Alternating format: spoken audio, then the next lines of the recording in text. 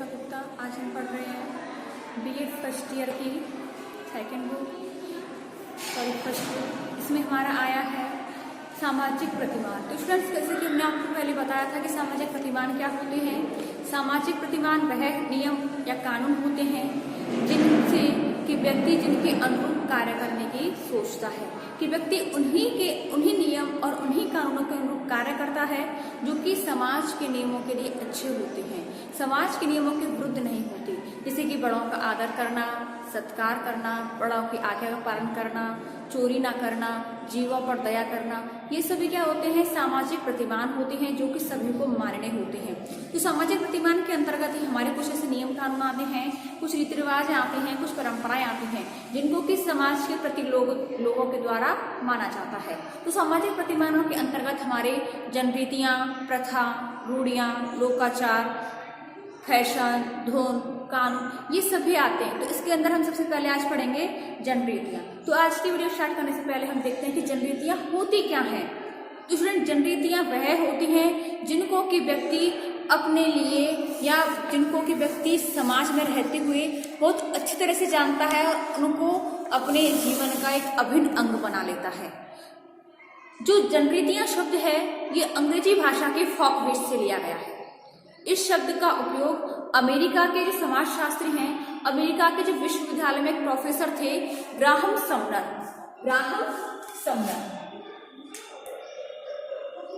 इन्होंने सन 1904 में एक पुस्तक लिखी थी और उस पुस्तक का नाम क्या था, फोकवेज। तो सर्वप्रथम अमेरिका के विश्वविद्यालय के प्रोफेसर ग्राहम समनर ने सन 1904 में फोकवेज नामक एक पुस्तक लिखी थी। इसमें जनरीतियां शब्द का उपयोग किया था। इसलिए हम इसको अगर शाब्दिक अर्थ से देखते हैं तो यह दो शब्दों से मिलकर बना है। कौन कौन से शब्द, फोक और वेज। तो फोक का अर्थ होता है जन, वेज का अर्थ होता है रीतियां। तो फोक वेज यानी कि जनरीतियां, और इन सब का दोनों का मिलकर क्या होता है, कार्य करने के वे तरीके जो समाज के लोगों के द्वारा अपनाए जाते हैं वे जनरीतियां कहलाती हैं। यानी कि कार्य करने का कोई भी ऐसा तरीका जो कि समाज के सभी लोग उस तरीके को, उन रीतियों को अपना लेते हैं तो वह जनरीतियां बन जाती हैं, जनरीतियां कहलाती हैं। दूसरे शब्दों में देखें तो जनरीतियां समूह की आदतों को कहते हैं। शॉर्ट शब्द में जनरीति क्या होती है, जो हमारे समूह की आदत होती है उसको जनरीतियां कहते हैं। हमारे जो अधिकांश दैनिक जो जीवन होता है, दैनिक व्यवहार होता है, वह जनरीतियों द्वारा प्रभावित होता है। जनरीतियां एक अस्थायी व्यवहार होता है जिनका पालन करना एक परिस्थिति में आवश्यक माना जाता है। जनरीतियों का अर्थ लोगों के द्वारा अपनी इच्छाओं, अपनी आवश्यकताओं की पूर्ति करने के लिए अपनाए गए तरीकों से होता है। जिस प्रकार से प्रत्येक समाज की संस्कृति एवं विचारों में भिन्नता होती है, उसी प्रकार से समाज की जनरीतियां भी अलग अलग होती हैं। जनरीतियों का पालन मनुष्य अचेतन रूप से नहीं करता है। इसका विकास स्वतः ही अपने अनुभवों के आधार पर होता है। इनका निर्माण अगर हम योजनाबद्ध तरीकों से करना चाहें तो योजनाबद्ध तरीकों से तो होता नहीं है। ये तो व्यक्ति की आदत होती है, जैसा व्यक्ति करता जाता है उसके अनुसार उसको लोग देखते हैं तो वो भी उसी के तरीकों को अपना लेते हैं, तो एक समूह की आदत बन गई। तो यह एक स्वतः ही विकसित होने वाली क्रिया है, ये अनियोजित होती है, हम नियोजित इसको करके नहीं कर सकते। जनरीतियां मानव की किसी न किसी आवश्यकता की पूर्ति अवश्य ही करती है। आवश्यकताओं में परिवर्तन होने पर भी इनमें भी परिवर्तन होता है।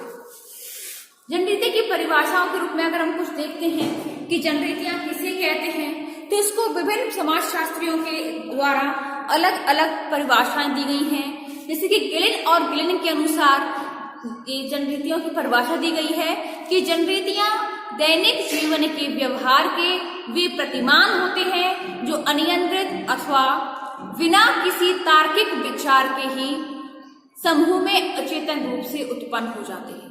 मैकाइवर एवं पेज के अनुसार जनरीतियां समाज में मान्यता प्राप्त या स्वीकृत व्यवहार की प्रणालियां होती हैं। ग्रीन ने भी कहा है कि जनरीतियां कार्य करने की विधियां होती हैं जो एक समाज या एक समूह में समान रूप से पाई जाती हैं तथा एक पीढ़ी से दूसरी पीढ़ी को हस्तांतरित की जाती हैं। अब जनरीतियों की कुछ विशेषताएं आती हैं कि जनरीतियों की विशेषता क्या होती है। तो हर चीज की कुछ ना कुछ विशेषता होती है। तो जनरीतियों की विशेषता क्या होती है कि जनरीतियां समाज में व्यवहार करने की स्वीकृत और मान्यता प्राप्त विधियां हैं। जनरीतियां हमारे स्वभाव में इतनी घुल मिल जाती हैं कि हम अनजाने में ही उनका पालन करते हैं। समनर ने कहा है कि जनरीतियां प्राकृतिक शक्तियों के समान होती हैं जिनका कि पालन व्यक्ति अचेतन रूप से कर लेता है। जनरीतियों का जन्म स्वतः हो जाता है, यानी कि बार बार इनका रूप विकसित हो जाता है। कानून की तरह इनका निर्माण किसी विधान द्वारा नहीं किया जाता है। जनरीतियों का जन्म स्वतः होता है। जनरीतियां मानव के लिए उपयोगी होती हैं। इनके आधार पर ही व्यक्ति सामाजिक मूल्यों एवं पर्यावरण में अपना अनुकूलन स्थापित करता है। जनरीतियां किसी भी समाज की सूची को बनाना बहुत कठिन होता है क्योंकि प्रत्येक समाज में इनकी संख्या असंख्य होती है। समाज के विकास के साथ साथ जनरीतियों की संख्या भी बढ़ती जाती है। जनरीतियां मानव व्यवहार पर नियंत्रण रखती हैं, समाज के सभी सदस्यों के व्यवहार में एक रूपता लाती है। जनरीतियां पीढ़ी दर पीढ़ी हस्तांतरित की जाती हैं। प्रत्येक पीढ़ी के अपने अनुभव होते हैं जो कि उसमें ऐड होते जाते हैं, जो जुड़ते जाते हैं। जनरीतियों में व्यवस्था एवं समूह कल्याण की भावना निहित होती है। जनरीतियां अलिखित होती हैं, ये कानून की तरह स्पष्ट नहीं होती। समाज में कुछ जनरीतियां अधिक महत्वपूर्ण मानी जाती हैं तो कुछ जनरीतियां महत्वपूर्ण कम होती हैं।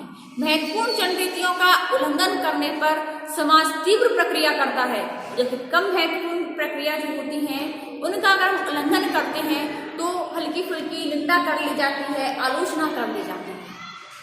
एक समाज की जनरीतियां प्राय दूसरे समाज की जनरीतियां होती हैं। हर समाज की अलग जनरीति होती हैं तो उनसे अलग होती हैं।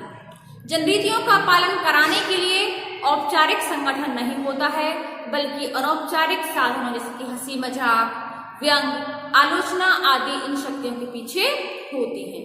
जनरीतियां समय के साथ साथ परिवर्तित होती हैं। ये परिवर्तन का विरोध करती हैं, जैसे कि अभिवादन, भोजन, वस्त्र पहनना जो पहले के जमाने में था आज वो नहीं है, इनकी परिवर्तन इनमें आ चुका है।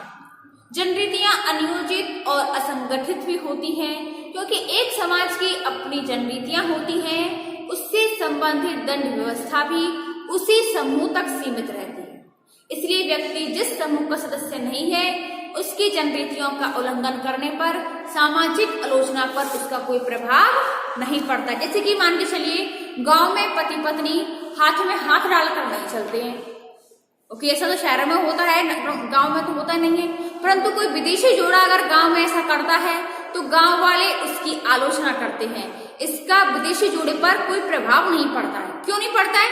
क्योंकि उनके यहाँ का कल्चर ऐसा है, गांव का कल्चर नहीं है तो इसमें उनको क्या फर्क पड़ता है? कुछ नहीं। अब आता है जनरीतियों का महत्व। तो जनरीतियों का महत्व हमारे जीवन में बहुत अधिक महत्व है क्योंकि वे हमें सामाजिक और सांस्कृतिक वातावरण में रहने की कला सिखाते हैं। इसको बार बार दोहराने के कारण जनरीतियां हमारे कार्य करने और विचार करने की आदत बन जाती हैं और वे हमारे मानसिक जीवन की अकथनीय सीमाओं का निर्माण करते हैं। ये हमारे और दूसरों के व्यवहारों के बारे में भविष्यवाणी रखने में भी चिंता करते हैं। इससे हम जीवन में सुरक्षा और व्यवस्था का अनुभव करते हैं। जनरीतियों का उल्लंघन करने पर व्यक्ति अपने को सामाजिक संपर्क से अलग पाता है। ऐसी अवस्था में समाज में उसका जीवन कैसा हो जाता है? बहुत कठिन हो जाता है। अब हम देखते हैं हमारा दूसरी जो प्रतिमान है लोकाचार या रूढ़ियां की। लोकाचार या रूढ़ियां होती क्या है? तो यह अंग्रेजी भाषा के मोर्स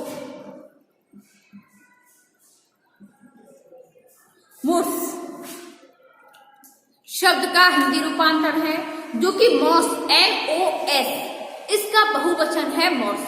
ये लैटिन भाषा का शब्द है। इसका अर्थ होता है प्रथा। इस शब्द का प्रयोग परंपरागत व्यवहारों के लिए किया जाता है। मोरल शब्द का अर्थ या व्याख्या वह है, इसकी उत्पत्ति मोरल शब्द से हुई है। इसका प्रयोग नैतिकता के पर्यायवाची शब्द के रूप में भी होता है। लोकाचार को स्पष्ट करते हुए हमारे समाजशास्त्री समनर कहते हैं कि ऐसी लोकप्रिय रीतियां और परंपरा जिनमें जनता के इस निर्णय का समावेश हो चुका है कि वे सामाजिक कल्याण में सहायक हैं, वे व्यक्ति पर दबाव नहीं डालती हैं और वे अपना व्यवहार उनके अनुकूल रखती हैं, जिसमें कि कोई सत्ता उसे ऐसा करने के लिए बाध्य नहीं करती है। लोकाचार मानव व्यवहार के वे प्रतिमान होते हैं जिन्हें समूह कल्याणकारी समझता है, जिनका उल्लंघन करने पर समाज का अपमान समझा जाता है। ये एक पीढ़ी से दूसरी पीढ़ी को हस्तांतरित की जाती हैं, जिन्हें बिना किसी विचार के और तर्क के उनको स्वीकार कर लिया जाता है। लोकाचार की कुछ परिभाषाएं भी होती हैं कि जब जनरीतियों में औचित्यपूर्ण जीवन यापन का दर्शन एवं कल्याणकारी जीवन का नीति का समावेश हो जाता है तो वे लोकाचार कहलाते हैं। मैकटाइवर एंड पेज के अनुसार जब जनरीतियां अपने साथ समूह के कल्याण की भावना और उचित एवं अनुचित का विचार जोड़ लेती हैं तो वे लोकाचार में बदल जाती हैं।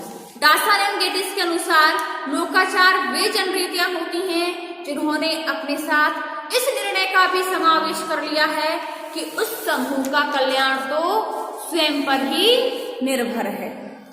तो हमने अब लोकाचार से संबंधित इन परिभाषाओं से जो परिभाषा देखी है, इन सभी परिभाषाओं से स्पष्ट होता है कि लोकाचार ऐसे व्यवहार हैं जिनमें समूह कल्याण की भावना निहित होती है, जिनका पालन करना समूह के द्वारा उचित माना जाता है और जिनके उल्लंघन करने पर समूह के द्वारा दंड की व्यवस्था भी की जाती है। अब आती है लोकाचार की कुछ विशेषताएं। सबसे पहला आता है स्वतः विकास। तो लोकाचार का जो विकास होता है वह स्वतः हो जाता है, कानून की भांति। अगर हम इसका जानबूझ करके इसका विकास करें तो इसका विकास नहीं होता है, किसी संगठन के द्वारा इसका निर्माण नहीं किया जाता है, इसका विकास स्वतः ही होता है। अगला आता है अनुदार प्रवृत्ति। तो लोकाचार अनुदार प्रकृति के होते हैं क्योंकि इनके निर्माण में समूह का अनुभव जुड़ जाता है। एक समूह के लोग अपने लोकाचारों को परिवर्तित करने के प्रति अनिच्छा प्रकट करते हैं। लोग अपनी यथास्थिति को बनाए रखना चाहते हैं, यहाँ तक कि वैधानिक प्रयत्न भी उन्हें बदलने में असफल होते हैं, जैसे कि बाल विवाह, दहेज को समाप्त करने के लिए भारत ने कानून तो बना दिए हैं, फिर भी लोग इन लोकाचारों का पालन किया जा रहा है। अगला आ रहा है नैतिकता का अंश। तो लोकाचारों में नैतिकता का काफी अंश होता है। इनका पालन धार्मिक कर्तव्यों के रूप में किया जाता है। लोकाचारों का उल्लंघन अनैतिक माना जाता है, जैसे कि गरीबों की सहायता करना, जीवों पर दया करना, मेहमानों का आदर सत्कार करना, माता पिता की आज्ञा मानना, उनकी सेवा करना, ये सभी ऐसे लोकाचार होते हैं जिनका पालन करना हम नैतिकता के कारण समझते हैं। अगला आता है समूह कल्याण की भावना। तो लोकाचार में समूह कल्याण की भावना भी निहित होती है। इनका उल्लंघन होने पर समूह को हानि होती है। स्त्री एवं बच्चों की रक्षा, उनका पालन पोषण करना पुरुष का कर्तव्य होता है और ऐसा ना करने पर परिवार और समाज का हित खतरे में पड़ जाता है। अगला आता है सामाजिक नियंत्रण। तो लोकाचार सामाजिक नियंत्रण का एक सशक्त साधन है। इसके पीछे जनमत का दबाव होता है। कोई भी व्यक्ति लोकाचारों का उल्लंघन करने का साहस नहीं कर सकता है। अब आता है लोकाचारों के महत्व। तो लोकाचार समाज में नियंत्रण रखने का कार्य करता है क्योंकि इसके पीछे पितृ आत्माओं और अलौकिक शक्ति का भय रहता है। लोकाचारों के द्वारा आवश्यकताओं की पूर्ति में जो आने वाली बाधाएं होती हैं इनके दूर कर सकते हैं। लोकाचार हमारे और दूसरों के व्यवहार के बारे में भविष्यवाणी रखने की भी क्षमता रखते हैं। हम जीवन में सुरक्षा और व्यवस्था का अनुभव करते हैं। लोकाचार हमारे अधिकांश निजी व्यवहारों को निश्चित करते हैं। लोकाचार व्यक्ति और समूह में एकरूपता स्थापित करते हैं। लोकाचार व्यक्ति को अपने समुदाय, सामाजिक वर्ग, लिंग के अनुसार आचरण करने के लिए बाध्य करते हैं। समाज द्वारा स्वीकृत व्यवहारों के अनुसार जो आचरण करके व्यक्ति समूह और अपने अन्य साथियों के साथ एकरूपता स्थापित करता है। लोकाचार सामाजिक सुदृढ़ता के संरक्षक होते हैं। प्रत्येक सामाजिक इकाई के अपने लोकाचार होते हैं, जैसे कि लिंग, आयु, वर्ग, समूह के लिए परिवार से लेकर के राष्ट्र के पूरे सभी समूहों के लिए अलग अलग लोकाचार पाए जाते हैं। इनमें से प्रत्येक के लोकाचार समूह की सुदृढ़ता को बनाए रखने का कार्य करते हैं। नगरीय समुदाय की अपेक्षा ग्रामीण समुदायों में लोकाचार अधिक बाध्यतापूर्ण एवं एकता पैदा करने वाले होते हैं। लोकाचार सामाजिक कल्याण का कार्य करते हैं। लोकाचार नवीन पीढ़ी को समाज की कार्य विधियों का ज्ञान करवाते हैं, सामाजिकरण करते हैं। लोकाचार समाज में मूल्यों और नैतिकताओं को प्रोत्साहन देते हैं। तो स्टूडेंट्स, आज की जो हमारी वीडियो थी वो सामाजिक प्रतिमानों में के अंतर्गत जो जनरीतियां आती हैं और लोकाचार आते हैं उनके ऊपर थी। इसके अलावा भी इसकी प्रथाएं हैं, धर्म हैं, कानून हैं, रूढ़ियां हैं, उनको हम देखेंगे अपने नेक्स्ट वीडियो में। आज की वीडियो के लिए बहुत बहुत धन्यवाद।